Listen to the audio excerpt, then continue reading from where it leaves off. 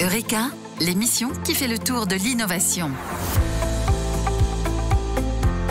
Bonjour à tous et soyez les bienvenus sur les ondes de Radio KPMG.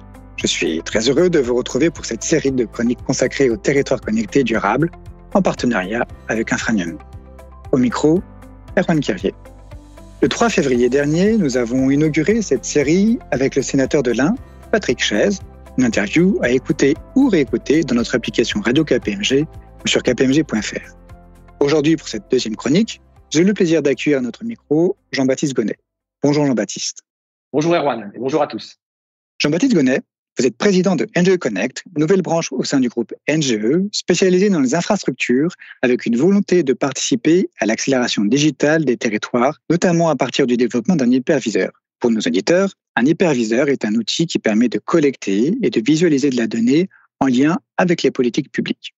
Votre positionnement et votre approche nous avaient incité à vous auditionner dans le cadre du rapport remis à la Direction générale des entreprises sur les territoires connectés durables. Après Patrick Chaize, sénateur et président de la VICA, Jean-Baptiste Gonnet, vous avez accepté de vous exprimer à notre micro sur cette étude et surtout sur les suites qu'il est souhaitable de lui donner. Le rapport sur les territoires connectés durables a été remis à la Direction générale des entreprises et aux différentes fédérations représentatives des acteurs du numérique en octobre 2021. 5 mois après, quel regard portez-vous sur cette étude ? Oui, c'est un rapport qui est finalement une excellente photo à date et particulièrement fidèle à la réalité pour ce monde de la Smart City, sachant que ce monde de la Smart City et ce mot-là, c'est la dernière fois que j'utiliserai ça dans cette interview, vu qu'il est bien stipulé dans ce rapport que désormais, le mot territoire intelligent est beaucoup plus utilisé et se prêtera beaucoup mieux dans le futur à l'ensemble de l'activité digitale et numérique pour les collectivités. Ça, c'était pour le clin d'œil. Pour la partie du fond, on entraque dans ce rapport, cela met en exergue une poursuite de 2 trajectoires pour les collectivités, 2 choix différents finalement. D'un côté, une méthode incrémentale pour la collectivité qui va, au fur et à mesure des expérimentations, digitaliser un à un ces silos métiers pour ensuite globaliser l'ensemble de la chose sous un seul outil numérique. Ou alors, une démarche inverse, définition plus générale, immédiate, l'utilisation d'un outil numérique de type hyperviseur qui viendra ensuite ruisseler dans tous ces silos métiers qui vont petit à petit, eux, faire des expérimentations et se digitaliser. Donc, 2 méthodes non pas radicalement opposées, mais ce sont quand même 2 trajectoires où le choix politique et technique est important pour les collectivités. Ne pas oublier non plus que ce rapport, à mon sens, c'était une préparation à l'appel à projet qui est en cours actuellement, qui concerne les territoires intelligents.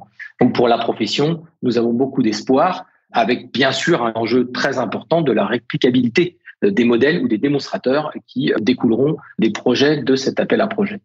Un point que je voulais préciser aussi, une observation particulière sur le monde du territoire intelligent, c'est que dans ce triptyque bien connu de l'infrastructure d'un côté, la gouvernance de l'autre et les usages, c'est peut-être depuis 5 mois les usages qui ont le plus progressé, avec de grands pas qui ont été faits par beaucoup de collectivités au niveau de la sûreté, au niveau de la cybersécurité, et en deuxième plan, la citoyenneté et l'environnement. Et il faut le noter parce que de l'autre côté, au niveau infrastructure et gouvernance, ça reste encore extrêmement complexe. Et la piste de la mutualisation des infrastructures au niveau des territoires, le chemin reste encore long.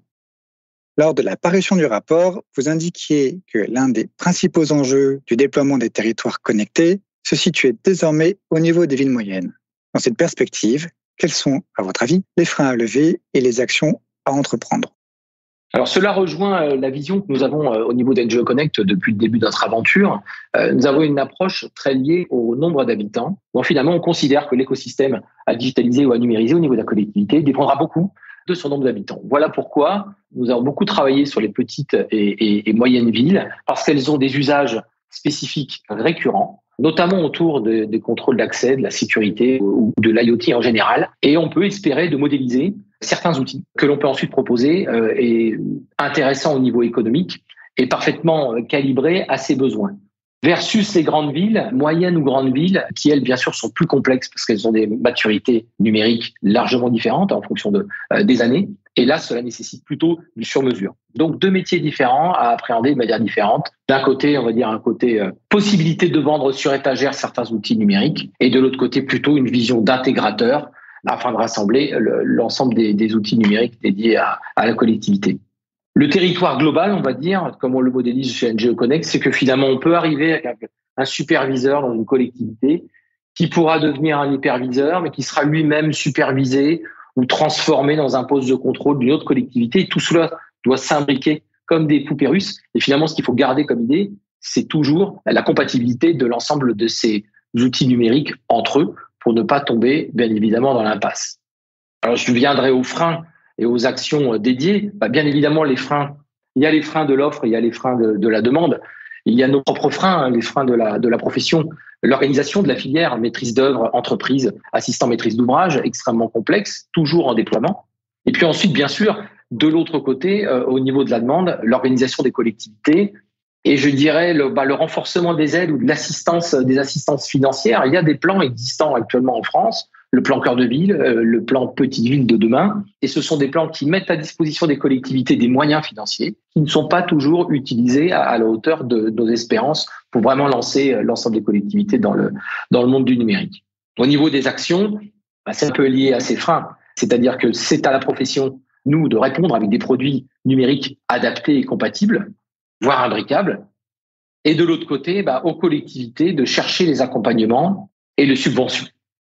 Le marché évolue, les projets sortent au fur et à mesure. Outre ce déploiement au niveau des villes moyennes, quels enjeux majeurs identifiez-vous pour les 5 prochaines années ?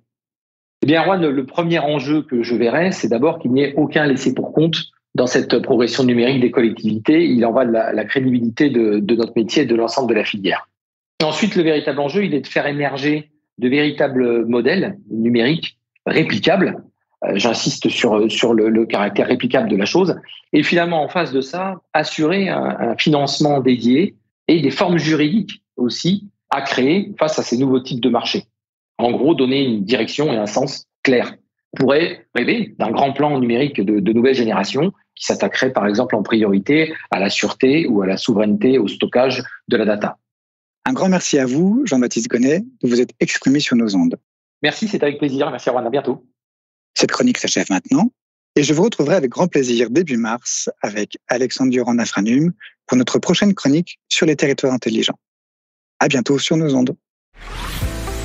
Eureka, une émission de Radio KPMG.